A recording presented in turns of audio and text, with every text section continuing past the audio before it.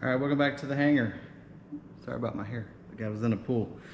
So I'm working on the elevators still, and now I'm riveting the spar to the ribs, and then putting these little tabs, closeout tabs, and the bracket at the very end down there to reinforce that that trailing edge, because that's the pivot point at that end. So, anyways. This is the bottom, and I didn't notice it until I started putting these together, that there is a different arrangement. Like this is a bottom skin, and the bottoms, so this is the right, the left I've already done. The left bottom skin has the short side on it, not this L piece. So I almost missed that one. So that threw me for a loop. You got to pay attention to which way these things go. So, yeah, and then when I went to put the spar on, I got freaked out because the way this thing's laid out, you know, 29 of these holes were countersunk for that hinge. And I was like, oh my God, did I mess that up? But it must, you know, the way it does it in the beginning keeps you from doing this apparently, because when I put it on here, the countersinks are on the top, which is where they should be, because the top skin goes on and the hinge is on the top. Same for that one. It worked out, but just something to be careful about when you do that. But what I wanted to show you guys, and so I use this for as much as I can. I had to use the rivet gun to set these two rivets, just because you can't get in here because this stuff hits. And what I want to show you is, like, okay, so like you can't get this, there's not enough gap, because like this one you can't adjust it like the Cleveland. So like, how do you get this over? Because I can't flex this enough to kind of do like I can at this end. I can just do this and get it on there and do the rivets.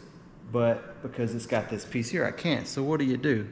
Well, duh, you just pull the pins out, and I have these magnetic ones that makes it real easy, you know, and they come out real easy. But what you do is you just pull the pins, pull the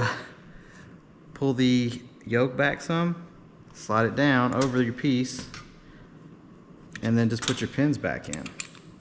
It's a little slow, but it works. These pins, they're just weird. They're so tight. There you go. And then that way you can just move over on your rivet. And I go nice and slow on this until the piston starts to push. And I know you guys probably can't see this, but let me do this. Get that down there for you. So, because you don't want to get it off and put a smiley face on it. So go nice and slow. There it goes, start to move, and then I punch it. And you can see that little rivet dust that pops up. And also, what I've noticed is it bends this a little bit, because this aluminum spar, like I mentioned when I was countersinking it, is very thin aluminum.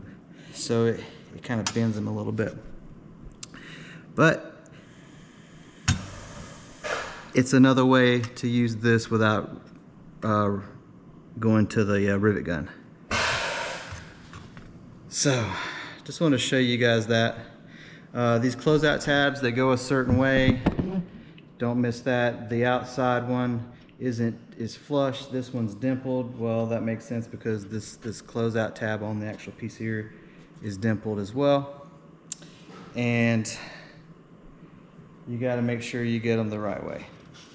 So, but other than that, it's nothing crazy.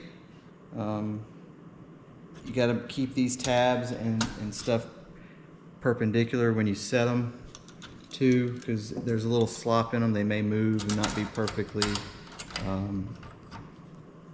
flush, or not flush, but what's the word I'm looking for? Vertical, perpendicular to the spar. There we go. This one's always a pain to get in.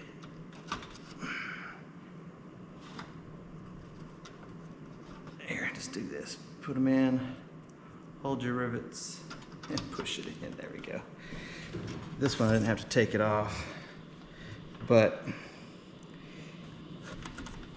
it is a little bit harder. You do actually have to flex this one a little bit. You can kind of see it there. And watch your fingers.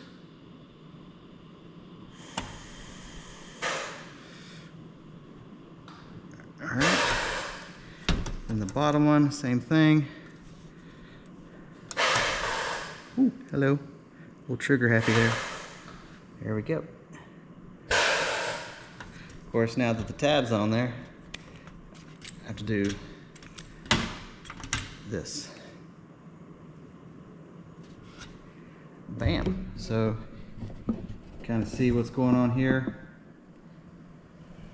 And on this side, I don't have to do this every time because I can just do this and get it, and, oops, sorry, do this and get it on and off.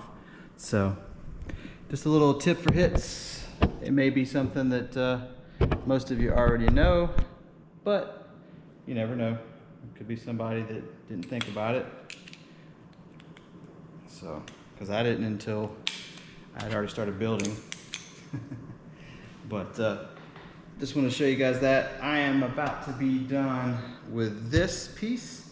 The next step is where I get into, yeah. So the next step, you get to use the infamous one-time use special. You can either make one. This one was with the kit when I got it. So this is what you use to come in here and sorry. You come in here and then it gets you in to get these rivets along here because when you put the skin on there, it comes out like this, so you can't get in there. So you basically put this on the table and then you bring this up and it's got that perfect angle so it's sitting flush just like that. And then bam, you hit it with the rivet gun. These will suck. This will all be hand squeezer. So, but the good thing is I can do half of them